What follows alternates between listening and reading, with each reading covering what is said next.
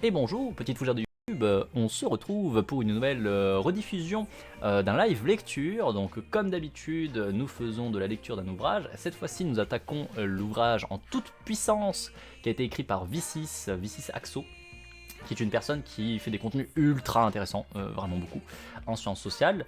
Et donc du coup, on va s'attaquer à En toute puissance, manuel d'autodétermination radicale. Comme d'habitude, je vous le rappelle, si vous venez sur Twitch, bah vous y serez bien, sachez-le. Voilà, on est posé, on a à boire, on a des chats mignons, et puis on a des gens gentils dans le chat. Déjà, on est des petites fougères, c'est vachement bien d'être des petites fougères. Je trouve que c'est cool quand même. En tout cas, toujours est-il que on va attaquer donc la lecture. Il y a pas mal de pages, ça va être un des plus gros textes qu'on a fait en live lecture, je pense. Je pense que même le manuel de manipulation, le petit traité de manipulation, il n'était pas aussi lourd. Pourtant, il est relativement gros, mais il me semble qu'il n'était pas aussi lourd. Je pense que c'est le plus gros qu'on a à lire. Mais du coup, voilà, on va s'attaquer à ça. Je vous rappelle donc également que V6 donc, écrit le blog Hacking Social, comme c'est marqué ici, qui donc est un site internet qui contient tout un tas de références, de documents sur divers sujets, et qui est vraiment intéressant. Donc n'hésitez absolument pas à aller regarder, parce que le contenu est de qualité, tout simplement. Et puis on va pouvoir entamer. On descend. Hop, hop, hop. Donc on a une table des matières qui est assez lourde. il y a du contenu, hein, voilà. On va passer par des choses que vous avez déjà connues, notamment je vous ai déjà parlé de Rogers, mais on va en reparler du coup. Ici on aura toute une partie qui va être dessus, mais nous avons donc une introduction qui va nous expliquer un petit peu pourquoi cet ouvrage, pourquoi est-ce qu'il s'est fait, pourquoi est-ce qu'il est aussi gros, qu'est-ce qu'on va aborder, comment. On va voir d'ailleurs quelques petits éléments clés pour bien comprendre l'ouvrage, pour ne pas être perdu. On va rencontrer un petit peu des définitions, évidemment, comme toujours. Vous le savez, on a l'habitude de faire des lectures de livres de sciences sociales, hein, d'ouvrages de sciences sociales qui font donc des récaps sur différentes thématiques. Donc, comme vous en avez l'habitude, on va faire les petites définitions nécessaires à la compréhension de l'ouvrage pour ne pas être perdu, pour comprendre tous les tenants et aboutissants. Après, on va s'attaquer aux besoins fondamentaux. On va s'attaquer donc à Carl Rogers. On va s'attaquer aux obstacles, l'environnement autoritaire et son sapage. Vous savez, quand je vous dis que notre société est un petit peu autoritaire, qu'elle ne permet pas trop la différence, je pense qu'on va en parler là aussi. On va parler des motivations intrinsèques. On va parler de la motivation intrinsèque pour la lecture, par exemple de la maternelle. Ça va être cool ça. Enfin voilà, vous avez beaucoup de choses. Et vous allez avoir la partie où, comme d'habitude, je vais être très fortement, comment dire, actif émotionnellement parlant et beaucoup faire de rappel à mon existence passée. Les bullshit jobs, vous savez à quel point j'aime le monde du travail. Voilà, donc on va en parler là, ceci. On va en parler. On va parler de soumission à l'autorité, dont on a déjà parlé aussi, mais là on va vraiment avoir tout ce qu'il faut comme il faut. Et puis voilà, on a vraiment l'altruisme, tiens, l'altruisme. Vous savez, on avait fait un live pour vous expliquer que toutes les théories qui vous disent que l'homme est un loup pour l'homme, tout ça, c'est un peu beaucoup des conneries. On va en reparler. Étonnamment. On va reparler des relations sociales, on va parler de pas mal de choses. Waouh, il y a vraiment beaucoup de textes. Hein. Il y a beaucoup de textes. Peut-être qu'on le fera en plusieurs fois. Peut-être qu'on fera des coupures à des moments et ça s'entend dans les lives de lecture, parce que donc les lives de lecture sont tous les mardis et tous les jeudis. Peut-être que de temps en temps, on fera des coupures pour passer sur un autre ouvrage quelque temps et après revenir. Peut-être que certaines parties, on les zappera, on verra. C'est vrai que l'ouvrage aura une fois très conséquent, même s'il est de très bonne qualité, mais du coup l'idée c'est pas non plus de passer un an dessus quoi, parce que c'est le problème en fait des live lectures et c'est tout l'intérêt des live lectures. On échange et on échange beaucoup, on échange vraiment beaucoup, et parfois faire un paragraphe ça se fait en 30 secondes. Et parfois, faire un paragraphe, ça prend une demi-heure parce que on va échanger sur ce qui est dit dans le paragraphe, on va parler de nos expériences pro, on va parler de nos souvenirs, on va parler d'autres théories qui sont autour, on va parler de plein de choses. Donc c'est vrai que ça peut être très aléatoire la durée qu'on accorde à tel ou tel passage. Et donc pour le coup, on va pas forcément passer un an sur le même livre. Et je sais qu'on pourrait, vous me connaissez. Je suis très fort pour déblatérer, trop fort pour déblatérer. D'ailleurs, l'homme est un loup pour l'homme est une citation tronquée. Ah ouais. Alors je t'avoue que je sais même pas d'où ça vient. J'avoue que je sais même pas d'où ça vient cette citation. Il y a vraiment quelqu'un qui s'est dit vas-y je vais sortir ça comme phrase, c'est la meilleure phrase du monde. En vrai c'est possible, hein, de toute façon, il y a bien des auteurs qui l'ont fait. Hein. Après je rigole toujours beaucoup quand on tombe sur des trucs qui sont détournés aussi. Quand par exemple vous prenez les théories de Adam Smith et qui sert à justifier tout un tas d'idéologies pourries, alors que dans son propre travail, le mec il a cité 3 fois la main invisible et globalement il disait quand même faudrait pas trop laisser les gens... faudrait pas trop laisser les gens faire des abus avec la société capitaliste, ça sera un peu de la merde. C'est toujours rigolo du coup de voir ensuite que ça sert à défendre ce même modèle. Mais bon, bref. J'ai eu un bip bip, alors juste un instant. Qu'est-ce que c'est que ce bip bip? C'est Messenger qui m'envoie quoi? C'est peut-être ma femme. Ou aussi ma femme qui m'envoie un petit cœur. Alors sachez que Anemone vous dit qu'elle a très envie de jouer au jeu des pigeons. Voilà. Donc si vous voulez jouer, si vous voulez la voir jouer à Tofu Boyfriend, n'hésitez pas à faire des subs. Hein. Cette personne qui n'a aucune honte à essayer de vous faire lâcher de l'argent, vraiment c'est honteux. Vraiment c'est honteux. Alors, introduction. Manuel d'autodétermination radicale. Je l'admets, c'est un sous-titre qui pourrait tout aussi bien évoquer l'ennui académique que susciter une adhésion ou une répulsion politique. On pourrait croire à un appel à la révolution, pour qu'un peuple se libère de ses oppresseurs, tant ces deux termes, autodétermination et radicale, sont associés au champ politique. Il ne s'agit pas vraiment de cela. Nous parlerons d'autodétermination au sens psychologique. Ce manuel est une quête pour tenter de trouver un part de puissance dans nos existences sociales, une part de libération et de transformation, pour construire, pour résister, être, pour faire preuve de courage, pour changer nos environnements sociaux. Cette autodétermination sera radicale, en ce sens qu'elle agit sur la cause profonde de ce que l'on veut modifier. L'un des sens du mot radical, j'estime que cette quête de libération personnelle ne peut se faire que dans l'action, pour tenter d'améliorer les environnements sociaux, tenter de résoudre les causes premières des problèmes qui nous affectent ou affectent autrui. S'y mêlerait une forte conscience quant aux problèmes de notre société, une conscience de douleur et sur l'engagement radical d'une compassion courageuse. Vous voici donc avec un manuel non de développement personnel, mais de développement social. On reparlera du développement personnel d'ailleurs un jour. Hein. Vous savez que vous pouvez me trigger très facilement rien qu'en disant Idriss.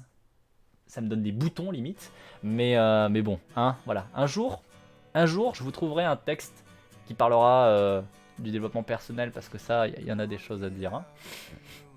Il y en a beaucoup à dire. Si vous vous rappelez, mon Dieu. Alors, ceux qui sont sur YouTube, vous l'avez jamais vu, mais une fois, on a fait un live.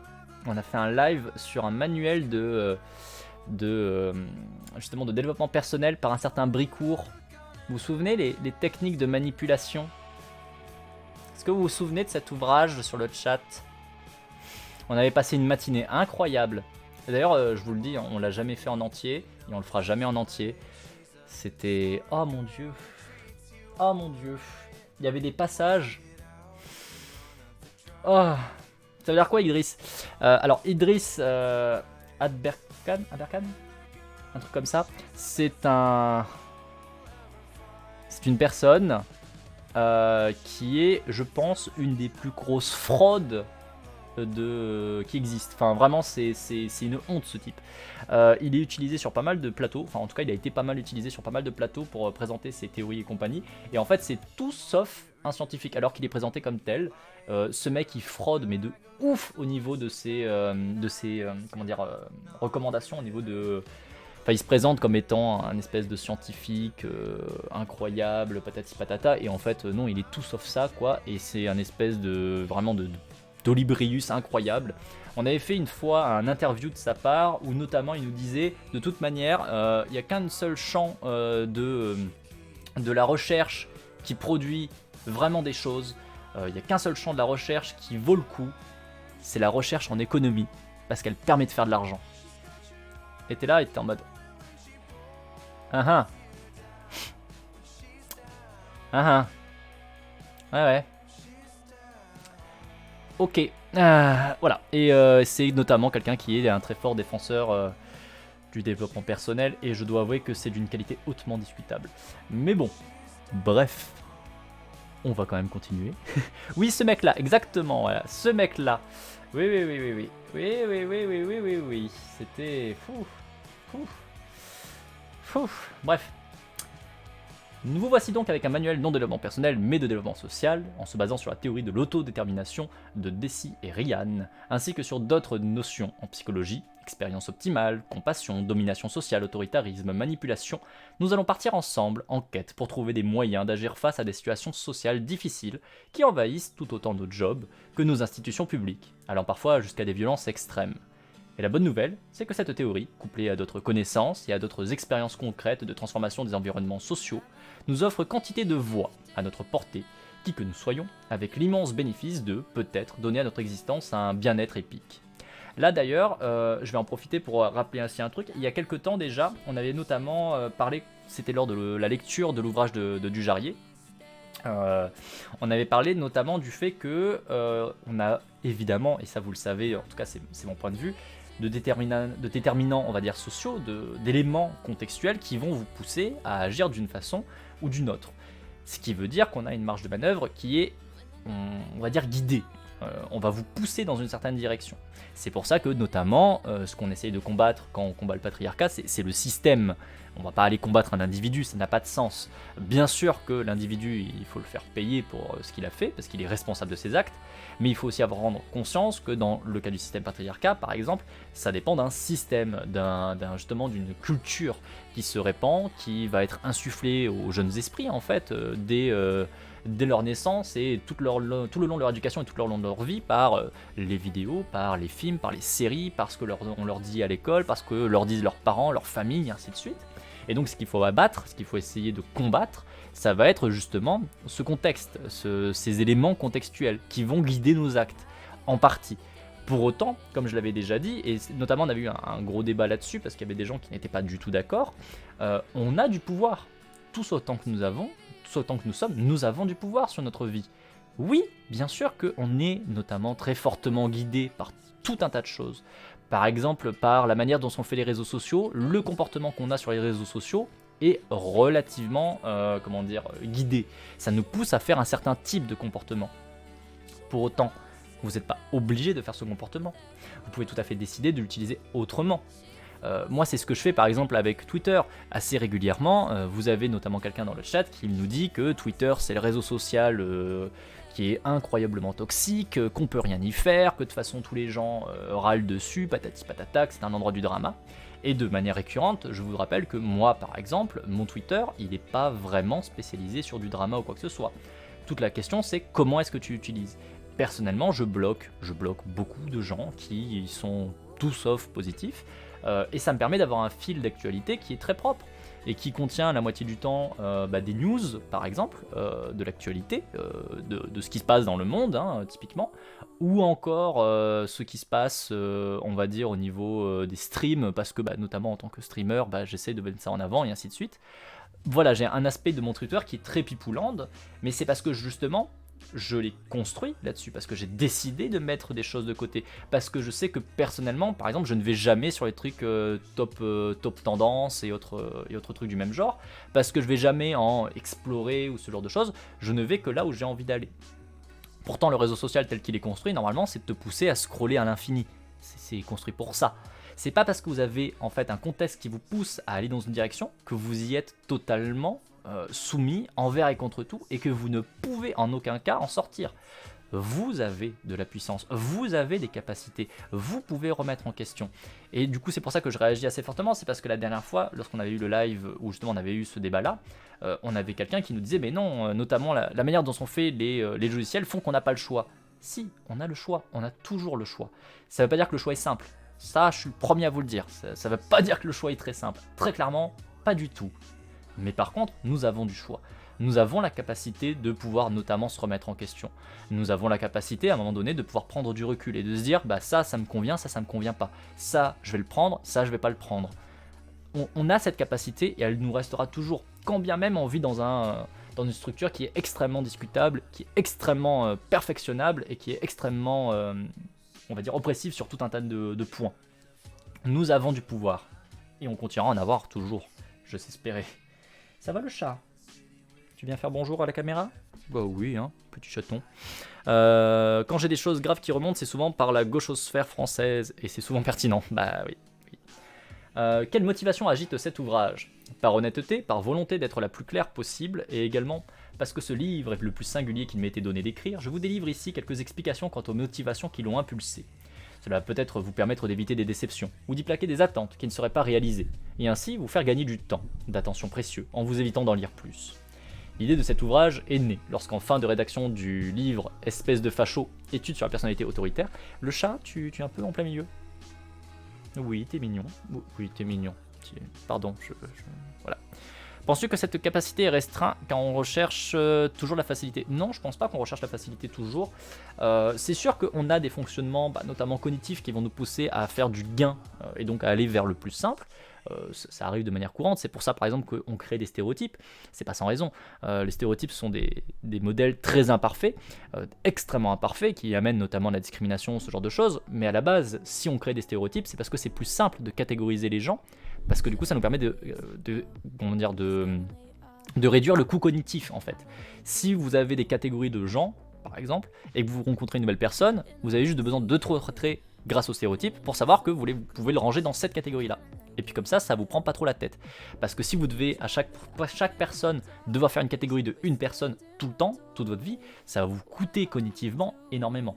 Donc c'est vrai qu'on a une proportion à aller vers la facilité. Pour autant, je dirais pas que cette capacité est restreinte par ça. Cette capacité, on l'a tous, on peut la développer. Pour le coup, on a une société, notamment occidentale, qui ne nous pousse pas trop à la développer. C'est pas vraiment le délire, bien au contraire. On essaye de pas trop nous faire remettre en question, on essaie de surtout ne pas nous pousser à remettre en question le système dans lequel on est, et ça par contre c'est un frein pour cette capacité parce qu'on la met pas en avant, parce qu'on nous l'apprend pas, parce qu'elle est pas valorisée. Quand vous avez quelqu'un qui par exemple va venir dire écoutez, moi le monde du travail classique, je trouve que c'est de la merde et je vais aller faire autre chose, il est plutôt mis de côté, il est plutôt mal vu. On va dire que c'est une espèce d'illuminé, que c'est quelqu'un qui est très naïf, on va sortir tout un tas de choses, mais globalement on va le mettre de côté, on va l'ostraciser, et on va vous faire sentir ce poids social, que justement il faut l'ostraciser, que c'est quelqu'un qui est différent de vous, quelqu'un qui n'est pas normal et qui n'est pas dans la norme, et qui du coup doit rester quelqu'un de côté. Et ça vous pousse aussi du coup vous à rester dans le rang, à ne pas aller voir et ne pas rejoindre cette personne qui a été mise de côté. Ça va restreindre votre capacité justement à pouvoir avoir de la puissance sur vous-même, à pouvoir prendre contrôle un peu plus de votre vie. Par contre, vous en tant que tel, non, pas du tout. Parce que notamment ces injonctions qui sont faites sont parfois extrêmement violentes, enfin même souvent extrêmement violentes, extrêmement dures, et vont vous mettre dans des situations où humainement vous n'êtes pas en état. Vous pouvez pas vraiment être très solide quoi. Vous êtes extrêmement fragilisé par les sociétés qui nous créent et qui nous malaxent, qui nous détruisent, qui essaient de nous péter en mille morceaux pour essayer de nous reconstruire vite fait comme le modèle qu'elle veut. Mais en soi il y a des fissures, mais c'est pas grave, on s'en fout un peu quoi. Mais pourtant elles sont là les fissures. Donc pour le coup, non, je dirais pas que ça nous empêche d'avoir du pouvoir sur nous, et je dirais pas que ça restreint notre capacité. Je dirais que c'est plus le contexte et nos sociétés qui sont extrêmement violence. Oui, la violence symbolique, tout à fait, qui vont justement restreindre cette capacité, parce qu'ils vont notamment invisibiliser cette capacité, qui vont le mettre de côté. C'est pour ça que vous avez énormément de discours de gens qui vont vous dire « Oui, notre système est pas bien, oui, notre système il fonctionne pas bien, mais en même temps tu veux faire quoi ? Mais en même temps, on n'a pas mieux. » Bah oui, mais ça vous empêche pas d'essayer de réfléchir, de penser, de vouloir construire autre chose en fait. Et pourtant, la réflexion qu'il y a, c'est de dire la société, elle est compliquée, elle est grosse, on peut pas trop la bouger, donc on va pas aller plus loin. Mais c'est plus la société qui va avoir ça. Ce retour-là, cette capacité à freiner, à restreindre cette recherche, de pouvoir prendre du contrôle sur sa vie, sur son identité, sur ce qu'on veut faire de nous, quoi, justement. Mais t'as toujours été spécial. Ah, mais t'es un nanar de gauche. Ouais, ça, c'est un peu ça. C'est un peu ça. Je vous avoue que, personnellement, bon, ça fait quelques mois maintenant que je vous ai officiellement annoncé et dit très clairement que j'étais non-binaire, et que du coup, j'ai viré notamment le MR, parce que je ne supportais plus d'être mégenré, en fait. Mais pour le coup, je l'ai toujours pas dit, notamment à ma famille proche. Il y a que ma femme, en fait, et la famille du côté de ma femme qui sait. Et qui font des gros efforts pour justement ne pas dire monsieur, ce qui est déjà extrêmement gentil. Mais pour le coup, du côté de ma famille à moi, j'ai toujours pas transmis l'information, et je redoute toujours un petit peu de le faire, parce que justement, depuis toujours, on m'a dit ah mais t'es un peu spécial quand même, hein. Tu passes trop de temps dans les livres, t'as pas envie de faire du foot, t'es pas sportif, t'aimes pas la télé, t'aimes pas le sport, et ainsi de suite. Et toute ma vie, toute mon enfance, on m'a dit t'es spécial. Je suis sûr et certain que là déjà qu'ils ont la réponse de ouais mais c'est parce que t'es de gauche, ouais mais c'est parce que t'es un peu trop de gauche, t'es un peu trop naïf de gauche d'ailleurs. Souvent c'est la réflexion c'est que je suis de gauche mais je suis naïf. Ouais, voilà. Je pense que là ça va être encore pire. Si je sors ça, j'ai très peur d'avoir des retours qui seraient pas forcément très positifs. Voilà, ils ont pas trop le câblage pour le comprendre, je pense. Ouais, je suis assez d'accord. Donc pour ceux qui ne savent pas, Celanas est quelqu'un qui est un ami très très proche que je considère comme un frère pour le coup, et qui du coup connaît ma famille. Et je pense qu'effectivement, ça poserait beaucoup de problèmes de compréhension. Je pense que ça poserait beaucoup de problèmes de compréhension, et j'ai pas envie, très honnêtement, de me prendre la tête là-dessus. J'ai vraiment pas envie. Quand je dis que j'avais rejoint le parti de gauche de ma région, on m'a comparé à Staline. Ça c'est bien ça. Cette injonction à la masculinité normative, c'est déprimant, voire destructeur, mais complètement. Mais oui, complètement. Complètement. C'est... Bref. Je vais continuer l'ouvrage quand même. J'en étais là. Je faisais des recherches pour trouver des solutions sociales à ce que j'estime être un problème, à savoir la montée de l'autoritarisme de droite et la domination sociale qui, selon les contextes, alimente les inégalités, les oppressions, voire instaure un terrain propice aux pires atrocités telles que des génocides. J'estime que cela nuit à tout le monde, y compris aux profils autoritaires en question, qui sapent eux-mêmes leur rapport aux autres, ainsi que les possibilités dont ils pourraient disposer s'ils se séparaient de ces tendances à entretenir des systèmes de domination. J'ai donc cherché des solutions radicales, non pour corriger ce potentiel fasciste, non pour le neutraliser, mais pour éviter l'avènement et la promotion de telles mentalités dans la société. Il s'agit d'aller à la source et de voir s'il y a des notions, des expérimentations, qui, au contraire, permettraient de construire des environnements sociaux où ces formes de domination n'émergeraient même plus. Quel serait ce monde ? Je suis en train de lire Bourdieu, c'est dense. Ah bah oui, Bourdieu, c'est costaud, hein. C'est costaud, mais c'est trop bien. Mais oui, c'est costaud. C'est costaud. Vous savez que moi, vous m'avez fait des mèmes sur Guilded, vous m'avez fait des mèmes de Bourdieu, mais oh, ils sont magnifiques. Ils sont magnifiques. Et puis je vous en ai posté aussi pas mal dans le Ingur des Fougères, je vous en ai mis quelques-uns qui s'appellent des mèmes sur Bourdieu qui sont incroyables. Bourdieu, c'est trop bien. C'est trop bien. C'est trop bien. On pourrait le déduire en inversant les valeurs fascistes. À la hiérarchie autoritaire, on opposerait une égalité, une horizontalité, un partage des pouvoirs, des richesses. À la discrimination, on opposerait une solidarité, une fraternité, une sororité. À la peur de l'autre, une confiance. À la volonté de dominer, une volonté d'être bien avec l'autre, dans la réciprocité. À l'absence de compassion pour certains, une entraide, une bienveillance, une compassion entre tous. À la rigidité, à la fermeture des idées, une ouverture et une créativité. À l'ordre autoritaire qui nous fait pion, une liberté où chacun se sentirait actif et responsable. J'entends beaucoup parler, mais j'ai trop de soucis avec la lecture pour passer le cap. Non, puis il est hard, hein. Il est quand même costaud, hein. Il va te lâcher des habitus toutes les 30 secondes, il va utiliser des termes que tu n'as jamais utilisés dans ce sens-là, il va y avoir des termes que tu n'as jamais vus, tu vas être là en mode « What ? Qu'est-ce qu'il raconte ? Qu'est-ce que quoi ?» Il est chaud, hein, quand même, il est chaud. Voilà, c'est le genre d'ouvrage où tu vas le lire une fois et tu vas te dire j'ai compris des trucs. Tu vas relire une fois et tu vas te dire j'ai pas compris des trucs. Tu vas relire une troisième fois et tu vas faire ah j'ai compris des trucs. Enfin, je crois. Mais en vrai c'est très très bon. Bourdieu c'est une très très bonne qualité. C'est pas trop le souci du vocabulaire, c'est plus le temps et la dyslexie. Ouais, c'est sûr que ça joue. Puis c'est lourd, hein. Effectivement, il y a de la quantité sur du Bourdieu. Hein. Il est constant. Après, vous avez pas mal de conférences, vous avez pas mal d'interviews qui sont toujours accessibles quand même. On a la chance d'avoir là quelqu'un qui n'est pas trop ancien au niveau de ses travaux pour avoir pas mal de traces qui sont autres que des livres. Et après, effectivement, tu as les audiobooks. Les audiobooks qui peuvent faire tout à fait le taf. Après, je vous avoue que généralement, si vous partez sur les audiobooks ou les livres en général, il faut quand même avoir comment dire, faut être cognitivement prêt, quoi. Hein, ça va envoyer. Généralement, il envoie du pâté, quoi. C'est pas, vous n'êtes pas dans la douceur et la tranquillité, quoi. Ça va venir très très vite et très très fort, et puis ça va taper en constant tant que t'as pas éteint, quoi. Voilà, c'est un peu lourd. C'est un peu lourd. On va dire ça comme ça. J'en étais, mais combien d'environnements sociaux se vantent déjà d'avoir ce genre de valeurs comme principe ? Il y en a des tas et malheureusement lorsqu'on creuse, on se rend compte que ce n'est qu'une illusion. Leur structure est pseudo-libre, repose à la fois sur des formes d'autoritarisme, de manipulation, qui nous font croire un temps que leurs valeurs sont sincères. Alors, on désespère. Et c'est comme ça que toutes les initiatives apparaissent pour beaucoup de gens comme suspectes, cachant tel un cheval de Troie, les mêmes oppressions sous une forme plus vicieuse, plus subtile. D'autres encore pourraient voir ces initiatives comme bisounours, idéalistes, utopiques, des termes devenus hautement dévalorisants à leurs yeux fatigués d'être toujours déçus. Je comprends, moi aussi, j'ai été cynique fut un temps, ne voyant aucune possibilité, à la fois heureuse et honnête. Ah, ça on adore hein, qu'on nous traite de bisounours, hein, de petits utopistes. Qu'est-ce qu'on aime ça. C'est pourquoi mes premières recherches pour ce livre ont été consacrées à trouver tout ce qu'il m'était possible de trouver d'anti-autoritaire structurellement. Des structures où une attitude autoritaire n'y était pas un fonctionnement acceptable, où les conditions ne poussaient pas à adopter une attitude ou un comportement autoritaire, et en même temps de tenter d'éviter de tomber dans ces trompe-l'œil de structures pseudo-libres, c'est-à-dire faussement libres. Je cherchais des notions, des structures, des environnements vraiment libres, vraiment compatissants, vraiment dans l'entraide, vraiment horizontaux, vraiment en puisant tant. À mon plus grand bonheur, il y en existe. Puis, je me suis rendu compte en écrivant que, bien qu'il y ait des faits, des études, des recherches, des exemples appliqués, complets, détaillés, tout cela pouvait être rejeté avec dédain et ne jamais être reproduit. Parce que, au fond de nous, il y a quelque chose qui est l'humain.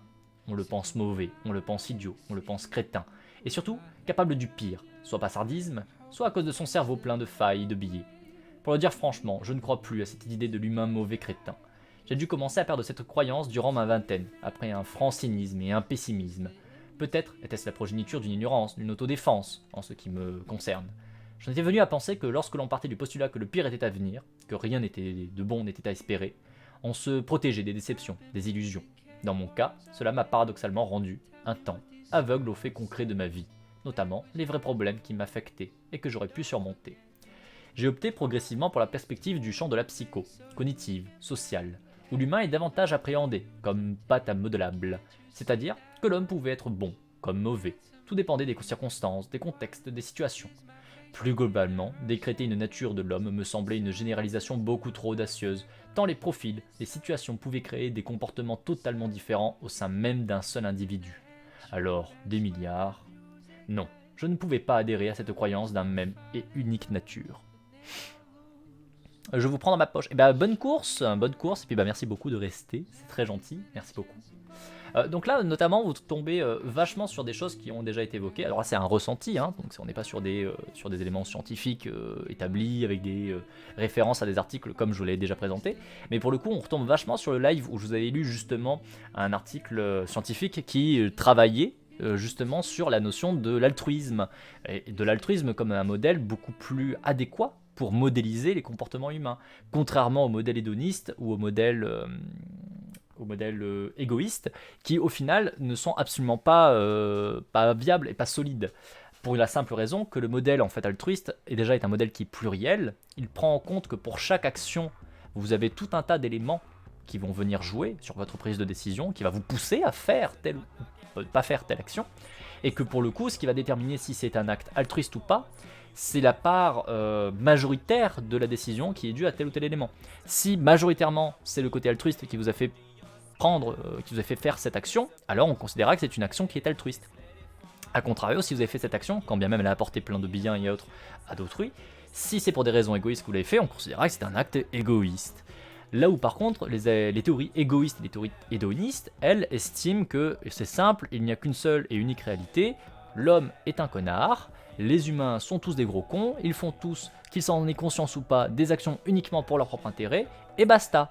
Tout acte qui peut être notamment altruiste, en fait, n'est fait que pour satisfaire de près ou de loin son image de lui-même, qu'il en ait conscience, qu'il en ait pas conscience, peu importe, et ainsi de suite. Et donc vous avez deux choses qui ne sont pas logiques. C'est que la première chose, c'est qu'en sciences sociales, on s'est rendu compte relativement rapidement que c'est complètement absurde et que ça n'est un non-sens mais total que de croire qu'on peut résumer les actions à une seule chose. Ça n'a pas de sens, ça ne représente pas le réel, ce n'est pas possible. L'être humain est une créature qui a beaucoup trop de complexité, qui a beaucoup trop de déterminants, que ce soit déterminants contextuels, déterminants personnels et ainsi de suite, dans la courbe de ses actions, dans son comportement, dans ce qui fait de lui ce qu'il est, pour juste estimer qu'il y a une seule raison et une seule et unique raison qui permet de déterminer pourquoi est-ce qu'il a fait telle ou telle action. Donc déjà ça, c'était très bancal. Et surtout, La science a un point fondamental de base, vous ne pouvez pas établir une théorie qu'on ne peut pas infirmer. Or, les théories qui sont hédonistes ou égoïstes partent du principe que en fait, tu ne pourras pas démontrer qu'elles ont tort. Parce qu'en fait, quoi que tu fasses, quoi que tu dises, t'en as conscience, t'en as pas conscience, ça change rien, la décision elle est quand même égoïste, elle est quand même hédoniste, donc t'as tort et j'ai forcément raison et puis basta. Sauf que ça marche pas en science. En science, le principe est assez basique et assez simple à comprendre. Vous avez des faits, vous avez des éléments, vous allez en faire peut-être une interprétation. Là, sur cette interprétation, vous allez formuler, on va dire, une théorie. Et votre théorie, le but du jeu, votre but du jeu, comme au but du jeu de vos collègues qui travaillent dans le même champ, ça va être de taper dessus jusqu'à ce qu'on réussisse à la casser. Et il n'y a que deux possibilités. Soit on arrive à la casser, on arrive à montrer qu'elle a tort, et donc là, à ce moment-là, on dit, bah non, ta théorie, elle n'est pas valide, elle n'est pas une bonne représentation du réel, elle n'est pas une bonne modélisation, donc, the bim et non, tu lui dis au revoir. Soit on n'arrive pas à la casser, et puis on estime que on n'a pas réussi à la casser, donc on continue à taper dessus, donc on n'a pas réussi à la casser. À défaut, on considère que pour l'instant c'est une meilleure représentation, c'est la meilleure représentation du réel possible, mais ça ne veut pas dire qu'on part du principe qu'elle est vraie. Ça veut juste dire du principe que pour l'instant on n'a pas réussi à montrer en quoi elle est fausse. Donc faire une théorie comme les théories hédonistes ou les théories égoïstes où on vient dire écoute Coco, tu sais pas mais en fait j'ai forcément raison, tu ne peux pas prouver que j'ai tort, ça ne marche pas. Ça ne fonctionne pas en science, ça ne marche pas, ce n'est pas solide, c'est pas possible. Donc pour le coup, c'est des choses là, des notions qu'on a déjà vues nous dans ces lives là, dans ce live là en particulier, qui travaillait justement sur l'altruisme. C'est assez rigolo du coup, de voir qu'on a des cheminements qui se font assez semblables, parce que c'est pas assez porteur de sens. On voit qu'il y a quelque chose qui va pas dans les modèles égoïstes, dans les modèles hédonistes. On voit qu'il y a quelque chose qui ne marche pas pour représenter les comportements humains. Ça n'a pas de sens. Bien sûr que vous avez des gens qui se présentent comme des saints et qui en fait sont des gros cons et qui pensent qu'à leur gueule. Bien sûr.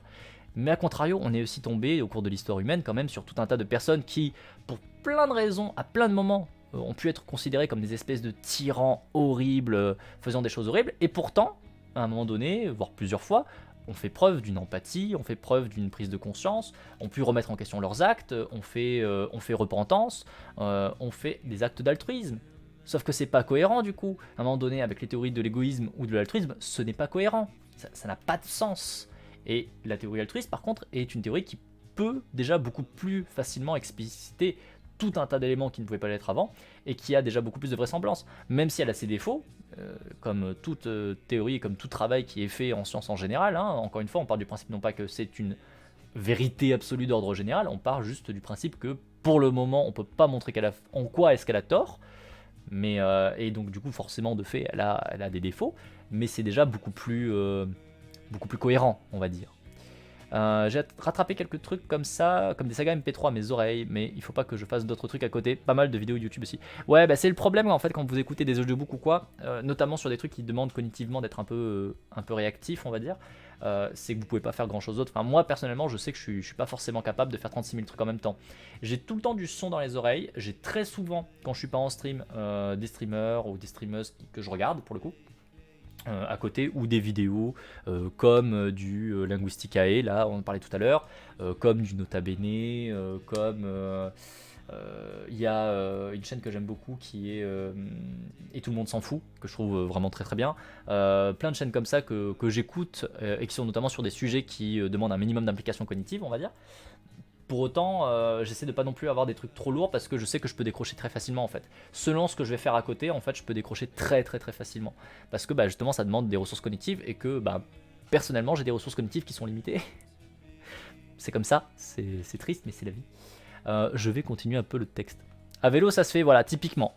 En fait, quand tu es sur une activité où tu vas pas avoir besoin d'avoir beaucoup de cognition, on va dire, ça passe de ouf. Par contre, voilà, dès que tu vas avoir des processus cognitifs un peu lourds pour la seconde activité, ça devient très très vite très très très compliqué, quoi. Enfin, c'est vite très très très vite très compliqué. Je vais continuer. Quand j'ai commencé à l'écriture de ce présent livre, j'ai donc eu l'impression que le champ de l'autodétermination allait être rejeté, comme l'ancienne moi l'aurait rejeté avec méfiance. Si les environnements sociaux se contentent de nourrir les besoins fondamentaux, de laisser les gens autonomes, oui, ils s'autodétermineront, ils seront puissants, mais qu'est-ce qui nous prouve que cette puissance, ce développement, cette liberté sera au service du bien, qu'il serait altruiste. N'y aurait-il pas le risque de nourrir des pulsions de mort, comme dirait Freud? J'aime pas Freud. Aujourd'hui, on va pas gueuler sur Freud, promis. De rendre les individus encore plus égoïstes. S'ils étaient puissants, libres, allant vers ce qu'ils veulent vraiment, n'iraient-ils pas faire des actions stupides ou dangereuses, mettant en faillite le collectif? Avec ces interrogations en tête, j'ai décidé de voir si les penseurs, décrétant une nature humaine mauvaise, stupide, avaient des arguments qui me permettraient de modérer mon enthousiasme vis-à-vis de l'autodétermination, ou tout du moins d'en être franchement critique. Les arguments philosophiques ne m'ont pas vraiment convaincu, non pas qu'ils soient erronés, invalides d'un point de vue argumentatif, mais parce que j'avais besoin de voir des données brutes de ce mal, des faits, des observations, pour l'analyser directement. Alors, j'ai décidé d'orienter mes recherches sur les horreurs qu'avait commises l'humanité, notamment les génocides. Est-ce qu'il y a là, dans les pires actes de massacres massifs, des preuves solides que l'homme était si mauvais qu'il fallait absolument être très autoritaire, contenir ses initiatives, tenir en laisse sa créativité, le manipuler pour éviter qu'il sombre dans une guerre perpétuelle et dans le n'importe quoi? Absolument pas. Au contraire, c'est exactement cela la source du mal. L'autoritarisme, les systèmes manipulatoires qui se marient, multiples, se vantent secrètement la valeur de la soumission, l'irresponsabilité. Le remède était clairement plus l'autodétermination. Mais avant d'en venir à cette conclusion, j'ai d'abord été révulsé. Placer une attention soutenue sur des actes insoutenables a été un défi. Mon regard fuyait, mes mains décidaient de poser l'objet d'études sanglant. Je me voyais littéralement partir, faire autre chose, pour autant l'avoir décidé. Sans pour autant l'avoir décidé. Je me dis bien qu'il manquait un mot. Mon corps refusait cette épreuve, puis la fuite s'est arrêtée, et je me voyais lire, prendre des notes, des témoignages, les plus impensables, les plus insupportables, sans rien ressentir. Je ne ressentais toujours plus rien en sortant de ces documents. J'étais vide. C'était un mauvais signe, même si, à présent, mon attention arrivait à se focaliser. Ce vide, c'était une forme de dissociation, et heureusement, des chercheurs comme Jacques Sémélin avaient pris soin de prévenir les lecteurs qu'un tel phénomène pouvait advenir dès lors qu'on se concentrait sur ces thématiques. Cette petite forme de dissociation, c'était mon cerveau qui avait coupé les circuits de l'émotion, et à ce moment-là, je n'arrivais plus à ressentir le but premier du livre que j'allais écrire. Je savais formellement quel était ce but, puisque j'avais déjà pas mal rédigé à ce moment-là. Il me suffisait de relire mes notes, mais je ne le sentais plus. Comme si cette chose n'avait aucun but digne de ce nom. L'absence d'émotion fait ça. Elle vide d'intérêt, de sens, d'absolument tout. Elle vous ampute de ce GPS qu'est la motivation. J'ai repris mes esprits grâce à des auteurs et des chercheurs comme Jacques Sémélin, Erwin Straub, Terestchenko, qui se centraient sur les processus, qui ont eu la sagesse d'étudier à la fois les auteurs de massacres et des résistants. J'ai suivi leurs exemples et j'ai compris que c'était là le seul moyen de mettre fin au processus de dissociation. Les résistants, les sauveurs, les altruistes ont cette simplicité de vous sortir de l'horreur en 2-3 mouvements, de vous relier à ce qui compte vraiment, de façon plus vaste, en préservant, en renforçant votre capacité à vous émouvoir. Ils vous reconnectent d'émotions avec leur joie, leur courage, leur humour, leur colère, leur tristesse. Ça aussi c'est vachement intéressant parce que notamment quand on parle dans le précédent ouvrage de Dujarrier, de ce que font les planeurs, donc ces managers qui vont organiser le travail des gens. On avait notamment ces témoignages où on avait ces personnes qui allaient parfois briser des centaines de vies parce qu'ils allaient les virer comme ça en claquant des doigts, juste en claquant des doigts, parce qu'ils avaient estimé dans leur tableur qu'il fallait crémer un petit peu. Et que du coup, ils avaient ces témoignages de dire « mais c'est comme un jeu en fait. Moi j'essaye de monter en fait l'écart, le rendement, j'essaye de voir ça justement du côté ludique. » Et on avait aussi des témoignages, beaucoup plus rares, de personnes qui disaient pendant 30 ans j'ai fait ça. Et un jour, une fois, je me suis dit ils vont devenir quoi? Ces gens que je vire, ils ont une vie, ils ont quelqu'un, ils ont peut-être des gens qui dépendent d'eux, et je vais les virer. C'est mes actions qui vont les virer. Peut-être pas moi directement qui va aller les voir et qui va leur dire vous êtes virés, mais c'est moi qui ai pris la décision qui va les virer. Qu'est-ce qu'ils deviennent? Et qui après du coup se retrouvent incapables de continuer leur travail. Et justement c'est ça la dissociation qui est notamment évoquée là, c'est exactement ça. Quand on parlait des managers, des planeurs dans l'ouvrage de Dujarrier, ils avaient cette dissociation de vouloir en fait mettre du jeu, de voir ça comme un jeu. Et ils déconnectaient l'aspect réel, ils déconnectaient l'aspect humain, alors que ce qu'ils géraient, c'était les vies humaines. Ce qu'ils géraient, c'était des centaines de travailleurs qui étaient sous leurs ordres et qui devaient entièrement s'adapter à leur bon vouloir, à leurs décisions, qui allaient être virés, qui allaient voir leur entreprise vendue, démantelée, par leurs décisions à eux, parce que, justement, pour pouvoir le faire, ils sont obligés, c'est même pas de leur part une action consciente, voulue, en mode ah, tiens, je vais rigoler, non, c'est qu'ils se déconnectent eux-mêmes par un mécanisme de défense de ces aspects-là, pour pouvoir dire, et pouvoir faire leur travail qui est demandé, sans avoir conscience de la portée de ce qu'ils font, de l'horreur de ce qu'ils font. Et pourtant, dans le cas des planeurs, on n'est pas sur des gens qui vont être tués. C'est pas parce que tu as pris la décision de virer des gens que là tu vas les envoyer dans une déchetterie et qu'ils vont crever dans la déchetterie. Non, potentiellement ils vont peut-être en mourir, ils vont peut-être se suicider, ils vont peut-être avoir plein de trucs horribles. On est d'accord. Mais on n'est pas sur des massacres ou des génocides. Et pour autant, déjà là, vous voyez cette nécessité de devoir se déconnecter. Vous avez cette nécessité et le cerveau prend la décision toute seule comme un grand, hein, il n'a pas besoin de vous. Hein. Il va vous dire hop, chut, ça, là ça remue trop. Donc ça, on va faire une coupure ici. Voilà, là on coupe. Maintenant tu te dis que c'est un jeu, c'est rigolo. Tiens, tu vas jouer avec les tableaux. Allez, tu vas voir, tu vas trouver des trucs rigolos à faire avec les tableaux, tu vas voir, ça va être bien. Et c'est assez intéressant de voir que justement, ça marche aussi quand juste vous faites un travail de recherche, en fait, quand vous faites un travail de recherche, et notamment sur ces thématiques-là, de génocide, de massacres, d'actions qui sont horribles et qui restent horribles et resteront horribles, votre cerveau il vous protège aussi en fait. Hein. Vous vous retrouvez dans cette nécessité à un moment donné de devoir dire on va se calmer, on va prendre de la distance, je vais être capable de travailler, par contre l'aspect émotionnel, stop. Là tu vas mettre une distance. C'est une nécessité absolue et c'est compréhensible justement parce qu'on est dans des situations qui vont être très impactantes. Et donc c'est intéressant de voir ce parallèle encore. Coucou Modolili, j'espère que tu vas bien aujourd'hui, que tu te portes bien. On est en pleine lecture En toute puissance, le livre qui a été écrit par V6 de Hacking Social. N'hésite pas à mettre, si tu veux aller chercher leur site internet, son site internet et la chaîne YouTube de Horizon Gull, tu as juste à mettre point d'exclamation HS dans le chat et ça va vous mettre les liens. En tout cas, j'espère que tu vas bien.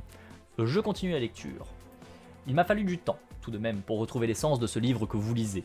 J'avais commencé à rédiger sur le génocide, m'interrogeant sur comment quelques tendances de l'humain les soutiennent, sur comment les leaders autoritaires jouent avec ces tendances, sur comment les acteurs du massacre s'autodétruisent psychiquement pour continuer à œuvrer à l'horreur. Mais était-ce bien nécessaire? Semelin l'avait déjà vulgarisé à merveille. Un événement a contribué à renverser radicalement la vapeur. Un roman, Les Furtifs d'Alain Damasio, qui m'a reconnecté définitivement les circuits, et rappelé, tant par son contenu tellement empuissantant, et sa forme merveilleusement radicale, comment est-ce qu'on faisait ce taf d'écrivain, avec quelle posture, avec quel acharnement, comment on puisait de la force pour savoir quoi écrire, comment, vers où. Cette espèce de sacrifice total, viscéral, qui est à ce point que, bien que vous soyez l'auteur, ce que vous écrivez prend totalement le dessus, dicte lui-même ce dont il a besoin, comment, et il n'y a plus qu'à l'écouter pleinement, pour être au mieux à son service. Bien, merci et toi. On va dire que ça va. J'ai râlé pendant 1h30 au début du live. Maintenant ça va mieux. C'était ça. Encore aujourd'hui, c'est très difficile d'exprimer tout ce qui m'a transmis ce roman, qui est advenu au moment où j'en avais le plus besoin. Mais il m'a plus que restauré. Dès lors, j'étais en quelque sorte prête pour ce que je devais écrire. J'ai replongé dans les recherches sur le game design. Ce n'était pas la première fois, car je suis absolument fasciné par l'idée qu'on puisse exporter ses connaissances à la construction du réel, et j'y replonge régulièrement. Je ne sais pas pourquoi je me suis mise à faire ça à ce moment-là, si ce n'est que cela me semblait nécessaire. La seule chose précise dont je me rappelle, c'est d'avoir un jour regardé les résumés des notions de l'autodétermination par Deci et Ryan, et de m'être dit que ça ressemblait à quelque chose de lointainement familier, du code informatique. Structurellement, on aurait dit les lignes de commande d'un programme, en plus explicite, en plus sciences humaines. Mes recherches sur le game design ont pris une autre tournure.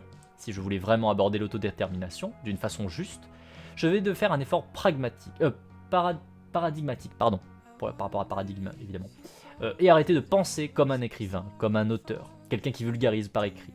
Je devais tenter de penser en game designer. C'était ça, la façon de juste parler de l'autodétermination. C'était la seule structure juste qui s'imposait à moi. Et j'ai repris tous mes écrits, et j'ai absolument tout refait, surtout d'un point de vue architectural. Pendant des mois, j'ai eu l'impression de faire des casse-têtes, de m'acharner sur un Big Cube géant, faire des paragraphes et des chapitres. Le tout sans avoir vraiment de point de référence pour mener à bien cette pratique. Je n'arrivais ni à retrouver mes habitudes d'auteur, ni à trouver une façon de faire commune à celle d'une game designer. Il était juste nécessaire de le faire ainsi. C'était à la fois pour moi extrêmement difficile, parce que je ne pensais plus du tout comme cela par habitude. C'était un défi, beaucoup plus grand, beaucoup trop grand, pour lequel je n'avais strictement aucun critère tangible auquel me référer. Et en même temps, c'était complètement transformateur et libérateur. Voilà, c'était comme ça que devait être organisé cet ouvrage. C'était ce qui me paraissait juste à ce moment-là. Il y aurait une base qui donnerait des outils théoriques. Cette base, ce serait comme un centre de connaissances qu'on pourrait explorer, soit en élève modèle, soit en élève rebelle. Il y aurait alors des extensions à cette base qui se rajouteraient à ce lieu de formation afin de l'affûter, de le critiquer, de le modérer, d'étendre les outils qu'on y aurait déjà vus. Ces connaissances nous donneraient une quête bien précise. Il ne s'agirait plus d'apprendre, mais d'œuvrer avec ces connaissances. Et forcément se dresserait devant nous la réalité, ces obstacles énormes, aux situations complexes, aux contextes inextricables, atroces, désespérants, stupides. Oui, ça rendait peut-être le tout théorique, vu précédemment comme inutile. Oui, on pourrait désespérer, et tout taxer d'utopie irréaliste au vu de ces obstacles. Et pourtant, on y verrait apparaître des confrontations possibles à ces obstacles. Des résistances qui, elles, en toute puissance, seraient raccord avec le théorique. Et pourtant, on y verrait apparaître des constructions possibles, en toute puissance, qui s'opposeraient totalement à ces obstacles, répondraient au théorique à l'affirmative sur le terrain. On y verrait apparaître des transformations massivement courageuses, intelligentes, sages. Quel rapport avec les recherches sur le game design, me direz-vous? Aucun, et tout. J'ai structuré même d'une façon qu'on ne peut pas vraiment qualifier de gamifiée ou de playifiée, mais qui n'a pas non plus de rapport avec mes façons classiques de procéder, excepté pour les bases et les extensions. Au final, j'ai tenté de faire ce qui me semblait le plus juste avec ce que je pouvais faire, pour pouvoir partager des connaissances que j'ai adoré découvrir. J'ai essayé de faire ce qui me semblait le plus juste, en tant que petite messagère, qui ne veut absolument pas être perçue comme experte de quoi que ce soit. C'est là ma seule ambition. Je passe simplement les messages. J'espère réussir à être un peu compréhensible dans leur synthèse, et si c'est le cas, à vous d'en faire ce que vous souhaitez. Cependant, je dois vous avouer que j'ai aimé reconstituer ce message. Il m'a été utile. J'essaye aussi de l'internaliser, mais cela, c'est une quête personnelle. Voilà donc tout ce qui m'a motivé, tout ce qui m'a influencé, tout ce qui nourrit ce livre, et qui, je l'espère, pourra vous être utile. Yeah. Je vais juste agrandir un peu la taille parce que je galère de ouf en fait à lire. Ah oui, c'est mieux. Ah mes yeux, c'est mieux. En vrai, j'ai pas le réflexe, comme un abruti, de mettre en plus grand alors que j'ai des yeux qui voient pas très très bien. On est à deux doigts de la ludification, bah tout à fait, de toute façon c'est ce qu'elle dit, hein, justement c'est quelque chose qui lui a semblé juste, qui va bien ensemble, c'est comme ça qu'elle a voulu le transmettre et je trouve ça vachement bien, je trouve ça vachement cool en vrai, je trouve ça vraiment vachement cool. J'ai entendu un chat faire du bruit, qu'est-ce qu'il y a? T'as réussi à trouver une croquette au sol qui traînait je sais pas où, depuis je sais pas combien de temps. T'es un peu un morphale? Je dois vous avouer que je juge un peu Monsieur Chat là. Tu manges pas assez en général. Tu crois que t'es pas assez lourd. Je me suis fait engueuler par la veto parce que t'es trop gros. Hein. Non mais... Il est mignon, hein, mais il abuse. Se repérer. Cet présent ouvrage a une structure particulière, inspirée par la théorie de l'autodétermination et par les sources en game design en bibliographie de cet ouvrage. Cette structure tente de répondre aux attentes dont j'ai parlé en introduction. Les bases. Les bases sont les besoins fondamentaux, sont les relations sociales, orientation, aspiration et but, motivation extrinsèque, motivation intrinsèque. Les chapitres commencent par l'explication de mini-théories, qui composent la théorie de l'autodétermination, d'une façon qui colle le plus aux propos des chercheurs. Les extensions. On augmente cette base avec d'autres concepts, ou trouvailles scientifiques, qui peuvent compléter, augmenter, modérer la mini-théorie de la... SDT, c'est... qu'est-ce que c'est la SDT là comme ça? J'ai 2 neurones, je vous rappelle que j'ai quasiment pas dormi cette nuit. SDT, il doit y avoir le truc quelque part. Je l'ai pas. Je l'ai pas là comme ça, la SDT, j'ai pas le... Est-ce que vous avez l'acronyme vous? J'ai 2 neurones, je sens que... En fait j'ai les yeux qui piquent de ouf. Faudrait que je dorme plus que 3 heures par nuit, ça serait bien. SDT c'est quoi déjà? Je vais aller vite faire regarder. Internet est grand, Internet est puissant, Internet est gentil. Hop. C'est les théories de l'autodétermination tout simplement. Ok. C'est peut-être... Ah bah oui, Self-Determination Theory, bien sûr. Crétin. Oui, bien sûr, du coup. Logique. Logique. Logique. Donc augmenter ou modérer la mini-théorie donc de l'autodétermination, c'est juste que c'est le... Qu'est-ce s'appelle l'acronyme de l'anglais. C'est pour ça que j'ai pas retrouvé. Présenté en base, cette partie fait office aussi de critique, car la critique scientifique est toujours une extension du savoir, y compris lorsqu'elle démontre qu'un résultat ne s'avère pas signifiant. Elle apporte quelque chose de supplémentaire. Voilà pourquoi j'ai appelé cette partie extension. Cela me permet aussi de parler des concepts qui gravitent avec pertinence autour de ces théories et qui donnent d'autres outils ou montrent d'autres obstacles possibles. Il m'a fait penser que j'ai oublié mon thermos du bon café avec 3 doubles expresso dedans. Je suis la mort dans l'âme, l'après-midi va être longue. Bah je t'avoue que j'ai mon thermos juste ici et je vais remplir mon verre dans pas longtemps. En fait là on est à 50 minutes de VOD donc on va continuer un petit peu encore. Puis on va faire une pause et je pense que peut-être que je vais aller me faire un petit café des familles. Parce que c'est dur. Je vous avoue que c'est dur. En plus ce matin comme il fallait que j'aille à la veto et tout, c'était les allers-retours, la joie, tout ça. Mais du coup je suis éclaté. Quête, ici on opérationnalise la théorie et les extensions vues précédemment. C'est-à-dire qu'on les transforme en quêtes concrètes pour la vie de tous les jours, comme si on voulait construire une vie davantage tournée vers l'autodétermination de soi et des autres, via la transformation des environnements sociaux dans lesquels on évolue. Il ne s'agit pas de développement personnel, mais de développement social. Pour cela, on rassemble nos outils, leurs améliorations, et on tient compte de leurs limites ou de leurs mésusages. On prépare, en quelque sorte, son inventaire. Les obstacles. Ici, on voit des exemples concrets des situations sociales dans lesquelles l'autodétermination, notamment les points particuliers abordés dans la base, résumés en quête, est sapée, afin de mettre à l'épreuve à la fois la théorie, face à la réalité, tout en mettant à l'épreuve notre imagination, quant à la résolution des problèmes, toujours en visant l'autodétermination. La confrontation, la transformation. Ici, nous verrons des exemples concrets d'actions qui s'opposent de façon autodéterminée aux obstacles. Cette confrontation accomplit la quête aussi d'une certaine manière. Construction. Ici, on voit des exemples concrets d'un environnement social qui a été construit selon des principes raccords avec ce qui a été vu en quête. Autrement dit, cette construction accomplit la quête.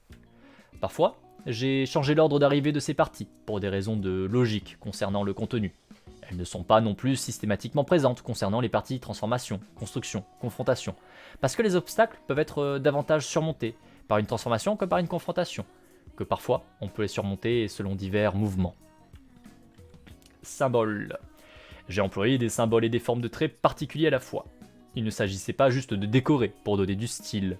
Il me semblait nécessaire, surtout pour moi-même, de considérer les choses sous un autre angle afin de mieux pouvoir jouer mentalement avec. Que je mette l'abréviation des titres en puissance, telle que base, est une façon de jouer avec l'idée que nous allons ensemble apprendre des bases de la motivation extrinsèque, en puissance. Les glyphes, leur association, sont montrés au fur et à mesure, et il n'y a nul besoin de chercher à les décrypter, à s'en rappeler, si cela vous agace plus qu'autre chose. Ils n'en racontent pas plus que les écrits qui peuvent se suffire à eux-mêmes. Autrement dit, cette schématisation est présente pour ceux qui y verraient un intérêt, mais on peut tout à fait se dispenser de chercher à le comprendre. J'ai parfois cumulé le sens pour chaque glyphe, et ce n'est pas arbitraire. Ok, donc là vous voyez un petit peu tout, tous les petits symboles qu'il y a. Elle a mis quoi pour les bullshit jobs? Elle a mis une espèce de petite croix. Ouais. Ouais.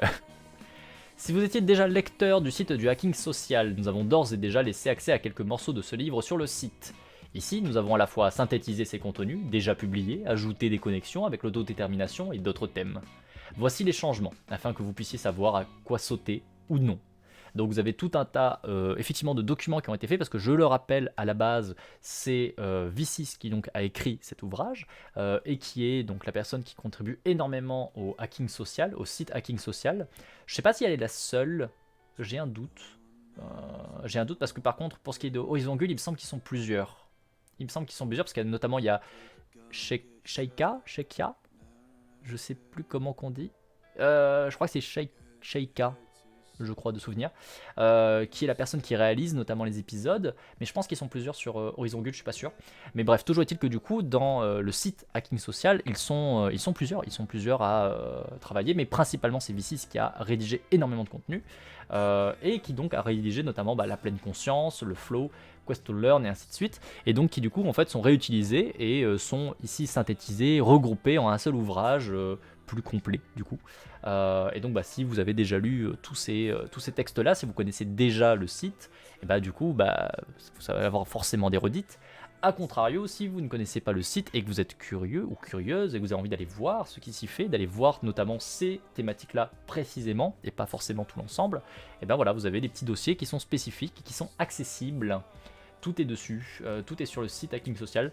Je rappelle que vous avez une nouvelle commande qui a été créée spécialement pour la lecture de ce texte, qui du coup est point d'exclamation HS et qui vous permet d'avoir accès directement au site Hacking Social et à la chaîne YouTube de Horizon Gull, et que je vous recommande vivement, très vivement d'aller voir si vous ne les connaissez pas déjà. Et du coup c'est parti, on va partir sur le général. Hop. Rencontre avec la théorie de l'autodétermination. Tout a commencé en 71 avec Edward L. Deci, chercheur en psychologie sociale, puis devenu chercheur interdisciplinaire, qui a exploré les effets des récompenses, du feedback, de la proposition de choix et leur impact sur la motivation. La première théorie a été ensuite élaborée en collaboration avec Richard Ryan's, suite à des expériences et des études d'autres théories, s'y sont greffées, complétant tout un modèle de la motivation qu'est la théorie de l'autodétermination. La SDT a maintenant plus de 40 ans de recherche derrière elle. Le champ de la SDT est international, compte plusieurs dizaines de chercheurs dans des pays de tous les continents, du Canada, des États-Unis, de la Belgique, de la Norvège, de la Nouvelle-Zélande, de l'Israël, de la Corée du Sud, du Japon, du Pérou, de l'Australie, de l'Inde, etc. Même dans les livres de référence, toutes les expériences et toutes les études ne peuvent pas être rapportées, tant elles sont nombreuses. La SDT n'est pas behavioriste, c'est-à-dire qu'elle ne considère pas, pour la motivation, qu'il faille conditionner, programmer l'humain tel une machine, fonctionnant sur la base de conditionnement ou de renforcement, la carotte ou le bâton. Elle n'est pas psychanalytique, c'est-à-dire qu'elle ne pense pas que les motivations comme étant seulement des questions de pulsion ou de défense contre celles-ci. C'est vrai qu'on n'a pas forcément eu l'occasion jusqu'à présent, là j'en profite pour faire un petit aparté, on n'a pas forcément eu l'occasion de parler spécifiquement des théories behavioristes, qui sont donc un énorme champ de recherche qui est travaillé en psychologie sociale notamment, et qui va vraiment avoir cette approche de dire, en fait, votre humain, c'est comme une calculatrice. Moi, c'est comme ça que me l'avait présenté à l'époque en cours, donc il y a de ça quelques années déjà, ça a peut-être un peu bougé, mais en tout cas, à Aix-en-Provence, c'était comme ça que mon enseignant me l'avait présenté. Les humains sont une calculatrice. C'est une calculatrice qui est très complexe, très complexe, il y a plein de trucs dedans, dans tous les sens. Le fait est que, nous en tant que chercheurs, on va essayer de comprendre cette calculatrice. On va essayer de comprendre cette calculatrice et on va se rendre compte que elle est bizarre, on comprend pas tout, il y a plein de trucs qu'on voit pas, il y a des liens qui ne sont pas évidents comme ça. Et par tâtons, on va essayer d'encoder des trucs. On va essayer de tester des codes, on va essayer de tester des commandes pour voir si ça réagit comme on s'en attend. Et du coup, dans cette vision du monde, dans cette vision de la recherche, le comportement humain, en fait, il peut être résumé à un comportement équivalent à celui d'un ordinateur. Il suffit de trouver la bonne commande pour obtenir la réponse qu'on veut, la bonne réponse. Sauf que c'est un peu incomplet, c'est un peu très simpliste. Je vous avoue que personnellement, j'ai toujours trouvé ça un petit peu facile, un petit peu trop simplifié. Ce sont des théories qui sont assez anciennes, hein, ça date, comme ne serait-ce que l'autodétermination, qui donc a déjà 40 ans de recherche globalement derrière elle. Les théories behavioristes ne sont pas non plus d'hier, hein. Ça fait très longtemps que c'est recherché, que c'est très critiqué sur pas mal de points. Même si on a toujours des gens qui continuent à les utiliser et à les mettre en avant et à les utiliser comme référence, on va dire, et comme motus operandi. Mais c'est vrai que c'est une théorie qui, moi, me laisse un peu perplexe. A contrario, donc vous avez aussi la psychanalytique, où là par contre on en a déjà un peu plus parlé sur la chaîne, parce que vous savez que je n'apprécie pas trop la psychanalyse. Genre pas trop.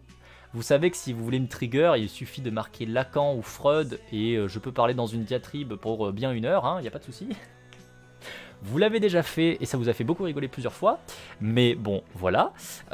Et donc pour le coup, là, toujours, ce n'est pas non plus une théorie qui va s'axer sur ces points de vue-là, qui va juste estimer que bah, au final vous avez des pulsions, vous avez des moyens d'autodéfense tout simples, tout fonctionnels, et puis bah, du coup vous allez agir en fonction de motivations qui sont dues à ça, et non, forcément que non.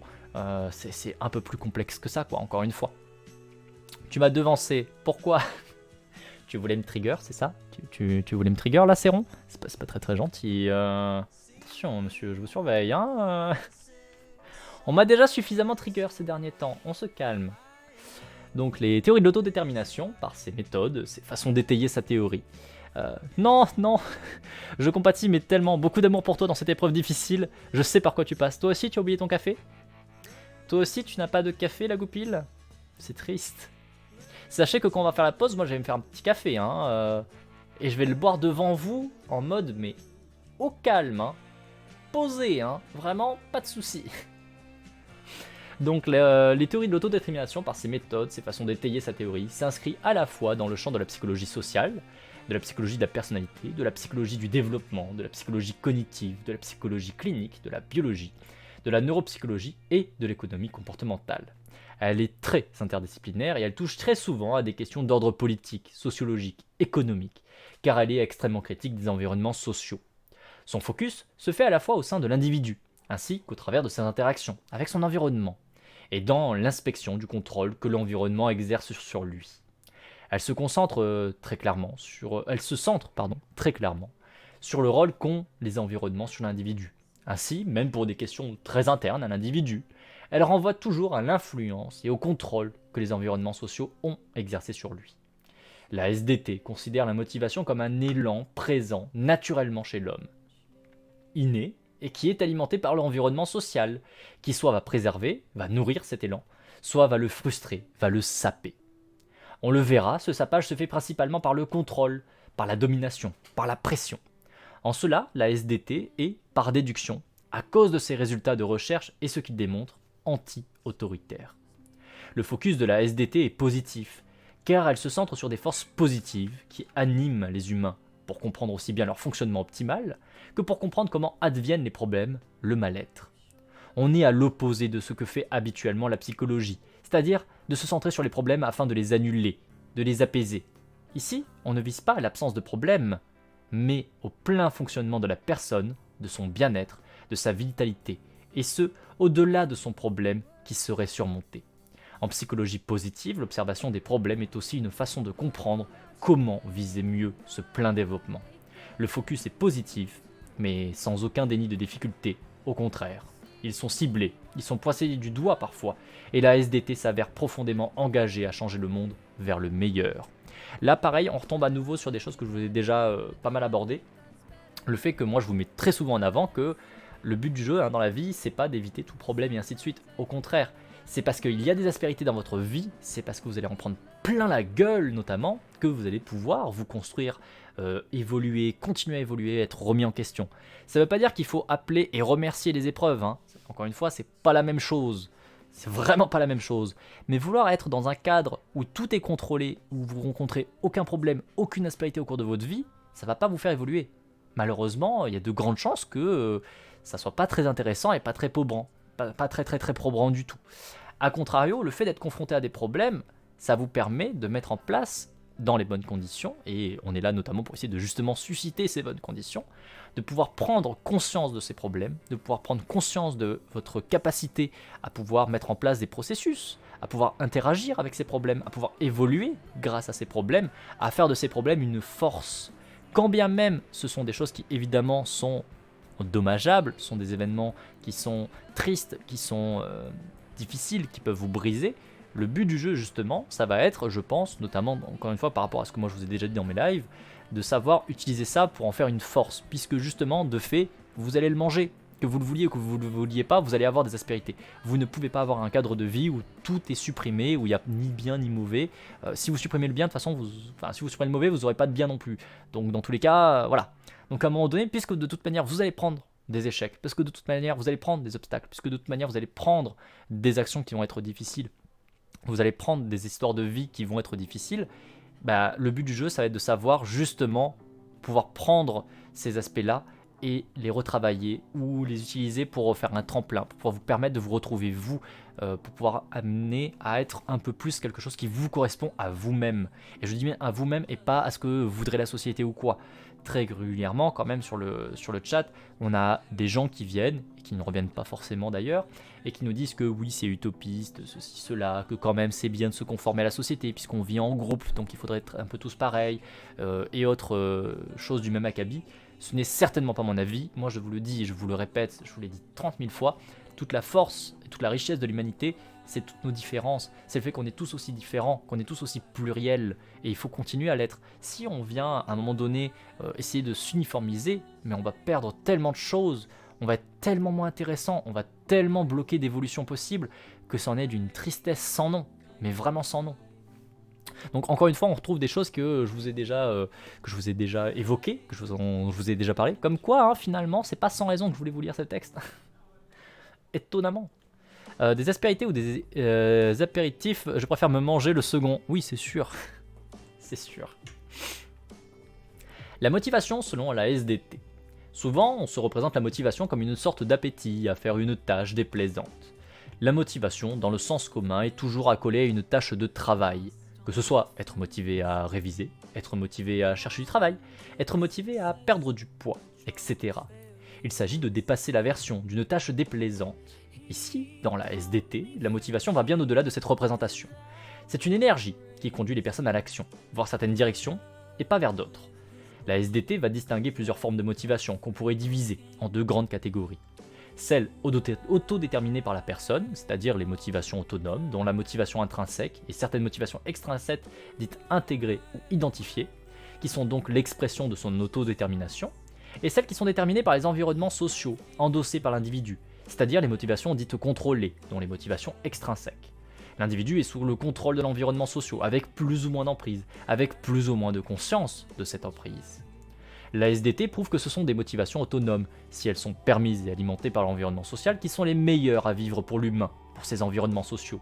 Ce sont celles qui conduisent au bien-être, au plein fonctionnement, à l'authenticité, à la vitalité pour la personne comme pour l'environnement dans lequel elle œuvre. Symétriquement, la SDT démontre que, lorsque l'individu se fait saper ses motivations autonomes, que les environnements sociaux le poussent ou le contraignent à une motivation sous contrôle, déterminée par autrui, alors il ne fonctionne pas pleinement. Ses capacités, ses possibilités sont réduites, son développement est empêché, il est dans le mal-être, il perd sa vitalité, il opte pour un comportement qui n'est pas authentique, car déterminé par les environnements sociaux. Ça me fait penser à la thérapie que je suis. Je me demande à quel point elle serait normalisante ou basée sur le fait de rendre l'individu autonome dans la difficulté de la société. Ça me fait penser à la thérapie que je suis. Je me demande à quel point elle serait normalisante. Ça va dépendre. En fait, c'est un de mes soucis. Alors, toi, après, tu es en Suisse, donc je sais pas exactement comment ça se passe ensuite. Mais en France, moi, j'ai un peu un problème avec la manière dont le titre de psychologue est notamment protégé. Il faut savoir que, donc moi, je suis... Et je me présente comme étant un psychologue social spécialisé dans le monde du travail, plus particulièrement donc les organisations du travail. Et le fait est que, à l'heure actuelle, du point de vue de l'État, le titre qui est protégé, c'est psychologue. Point. Or, il y a énormément de spécialisations en psychologie. Certaines ont été évoquées tout à l'heure, par exemple.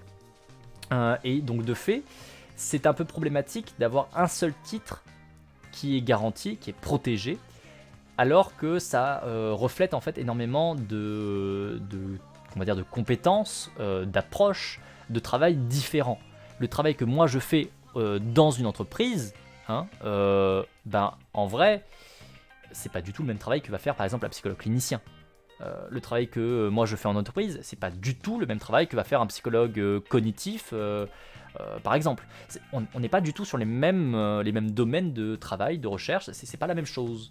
On peut utiliser des outils que, on va dire, un autre domaine a plus généralement l'habitude d'utiliser, parce que pour le coup, là, ça va être adapté. Mais c'est vrai qu'on n'est pas du tout la même profession au final. Quand bien même on a le même titre de psychologue et quand bien même on a à la base une même formation initiale. Mais la formation initiale, elle ne dure que jusqu'à la moitié de la 3e année de licence. C'est-à-dire que licence 1, licence 2 et première moitié de la licence 3, vous avez un tronc commun. Peu importe où vous allez après, vous avez les mêmes cours. Point. Par contre, à partir de la deuxième moitié de la troisième année de licence, donc dernière année de licence, vous allez avoir des cours qui vont être spécialisés, que vous allez choisir en fonction de ce qui vous intéresse, évidemment. Donc moi, en l'occurrence, j'avais pris les unités d'enseignement qui sont l'homme au travail. Donc l'homme, H majuscule, hein, s'entend, l'espèce humaine au travail. Et donc forcément, je suis parti vers la psychologie sociale et la psychologie sociale du travail et des organisations, parce que c'est ma spécialisation. Pour autant, là, aujourd'hui, si j'ai envie, puisque j'ai toujours mon titre protégé par l'État, quand bien même ça fait 1 an et demi que je ne vais plus en entreprise, que je ne suis plus démarché en entreprise et que je ne démarche plus d'entreprise, le fait est que je peux tout à fait, là comme ça, là maintenant, hein, aller ouvrir un cabinet de psychologie clinique. Je peux aller recevoir en consultation clinique des gens. Pour l'État, c'est la même chose. Vice-versa, un psychologue clinicien qui ne connaît absolument pas spécialement le monde du travail, l'ergonomie, la gestion des risques au travail, ce genre d'éléments, peut tout à fait, là, comme ça, en claquant des doigts, décider de fermer son cabinet de psychologue clinicien et aller en entreprise et devenir, comme moi, un conseiller externe sur la gestion des risques, sur les risques psychosociaux, sur la qualité de vie au travail, et ainsi de suite. Alors qu'en soi, il n'est pas du tout spécialisé dedans, il n'est pas du tout bon là-dedans. Et ça, c'est quand même très dommage pour moi, parce que de fait, dans la pratique à l'heure actuelle des psychologues, tu vas avoir un psychologue qui va être, on va dire, tout à fait adapté, et d'autres qui vont pas l'être du tout. Moi je sais qu'en France, il y a beaucoup de psychologues cliniciens avec lesquels j'ai beaucoup de mal, parce que globalement c'est surtout des psychanalystes. Et pour moi déjà c'est un problème, parce que la psychanalyse est un outil. C'est un outil, parmi tant d'autres. Et admettons, dans certains cas, elle peut être utilisée et être efficace. Ok.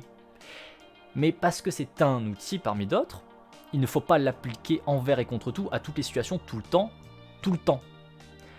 Et c'est un peu ce qu'il y a. Non mais je vais pas partir loin, t'inquiète pas.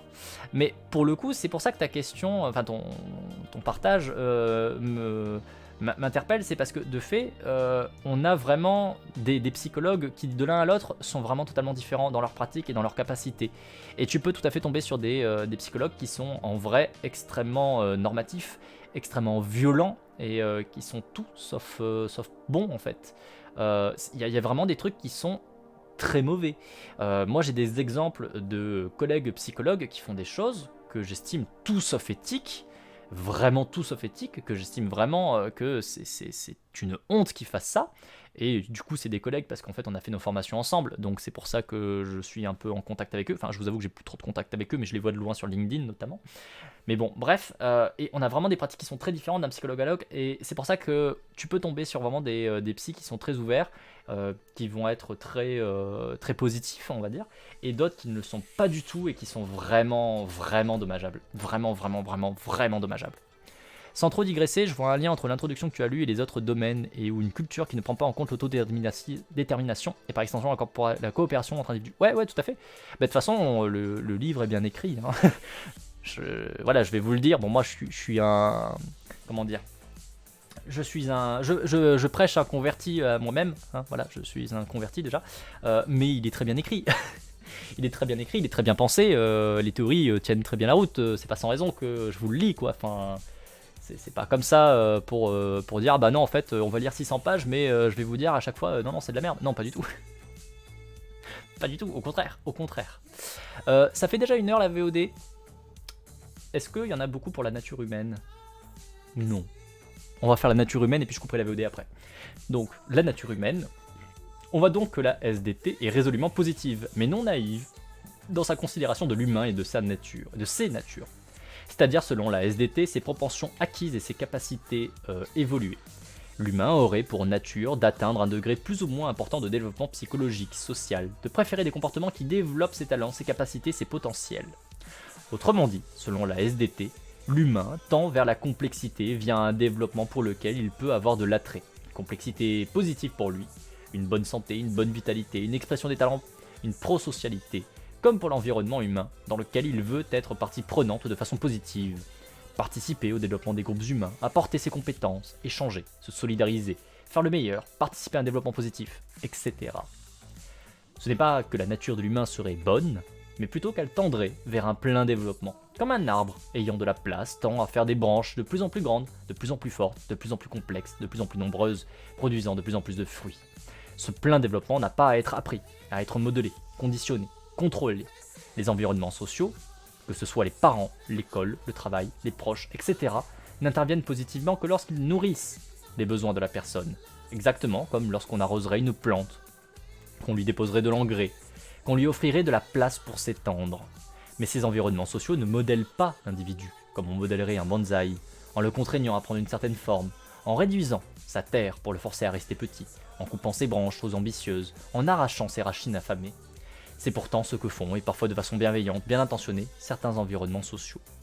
En cela, la SDT s'oppose aux disciplines, aux croyances, aux modes d'organisation, aux systèmes, aux structures, aux politiques, qui sont fondés sur le préjugé que l'humain serait mauvais, serait fautif, serait uniquement faible, serait uniquement médiocre, agité de pulsions morbides qu'il faudrait canaliser, contrôler, modeler, manipuler, diriger, soumettre. C'est au contraire précisément ce contrôle qui est la racine du problème. En plus que de le déclarer comme si on s'opposait à une croyance à une autre, les recherches de la SDT le démontrent. Oh là là, c'est tellement bien, ça part tellement bien. On va faire donc l'arrêt ici pour cet épisode, pour ce premier épisode de VOD de lecture de sciences sociales sur le manuel en toute puissance, manuel d'autodétermination radicale. Donc petite fougère de YouTube, j'espère que tu as apprécié cet épisode et on se retrouve très bientôt évidemment pour la suite. Ciao ciao ciao.